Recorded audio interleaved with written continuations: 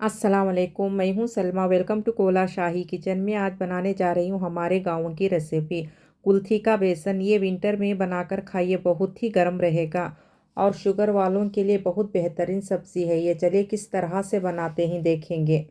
बिस्मिल्लाहिर्रहमानिर्रहीम। मैं लेकर हूँ 100 ग्राम कुल्थी लेकर हूँ। आप अच्छी तरह से देखने के बाद भुनिए, बहुत ज़्यादा कंकरे रहती हैं। देखिए इस तरह से पाक देख लीजिए आप, उसके बाद में भुनिए। भूनने स्टम्पो कुल्थी को देखिए, ये कुल्थी को मत जाइए आप। देखिए इस तरह से वाइट कुल्थी लाइट गोल्डन ब्राउन होने के बाद आप फ़ौरन काट दीजिए। चलिए हम भून लेंगे। देखिए आप इस तरह से तवा लेकर अच्छी तरह से हीट होने के बाद फ़ौरन सिम कर दीजिए। उसके बाद में आप कुल्थी डालिए। सिम करके ही भूनिए, बहुत सौंधी आएगी कुल्थी। फुल आंच पे मत भूनिए, ज़्यादा मत जलाइए, सिम करके भूनिए आप इस तरह से। आप वही करके अच्छी तरह से मिक्स करते रहिए।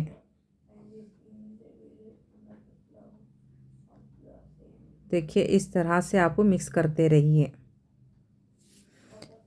देखिए आप अच्छी तरह से गोल्डन ब्राउन होने के बाद आप एक बार खाकर देखिए। नरम आई तो और थोड़ा भूनिए। कुरुम कुरुम की आवाज़ आई तो गैस ऑफ करके कुल्थी तवे पर ही रहे। देखिए आपको वाइट कुल्थी इस तरह से गोल्डन ब्राउन होने के बाद आप एक बार खा के देखिए। नरम ही तो और थोड़ा भूनिए।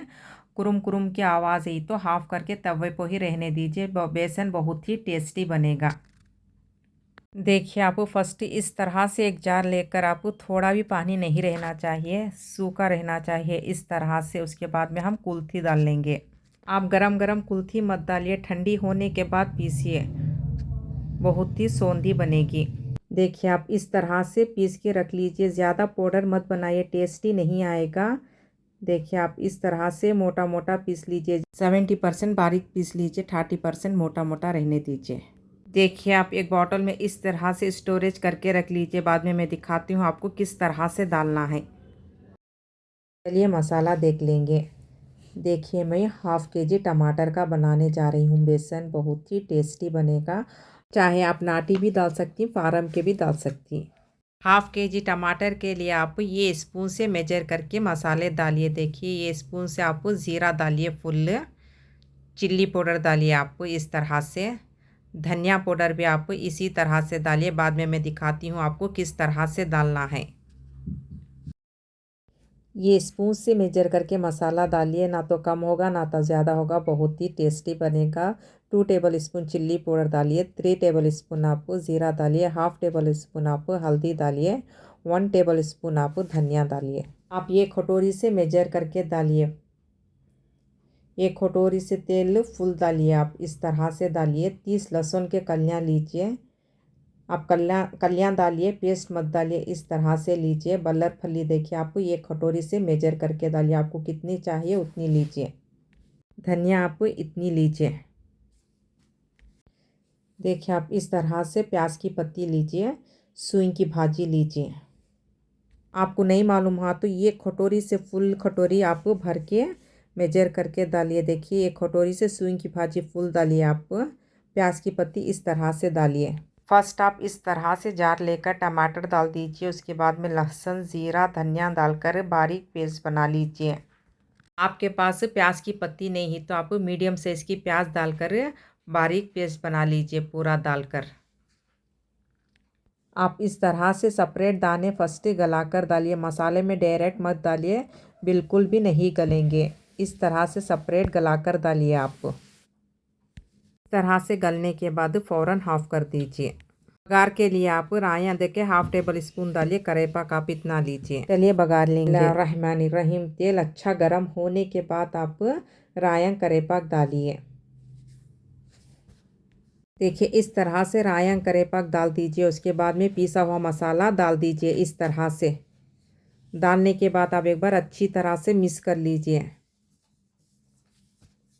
देखिए आप 2 टेबल स्पून आप चिल्ली पाउडर डालिए, 1 टेबल स्पून आप धनिया पाउडर डालिए, हाफ़ टेबल स्पून आप हल्दी पाउडर डालिए, नमक आप अपने हिसाब से डालिए।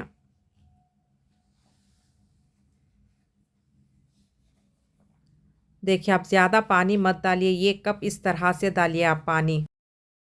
चलिए इस तरह से पानी डालने के बाद आप फुल आंच करके आप 5 मिनट पकाइए, सिम करके आप 5 मिनट पकाइए। उसके बाद में हम देखेंगे 10 मिनट हो चुके हैं। देखिए इस तरह से गाढ़ा होने के बाद हम इसमें कुल्थी का पाउडर डाल लेंगे।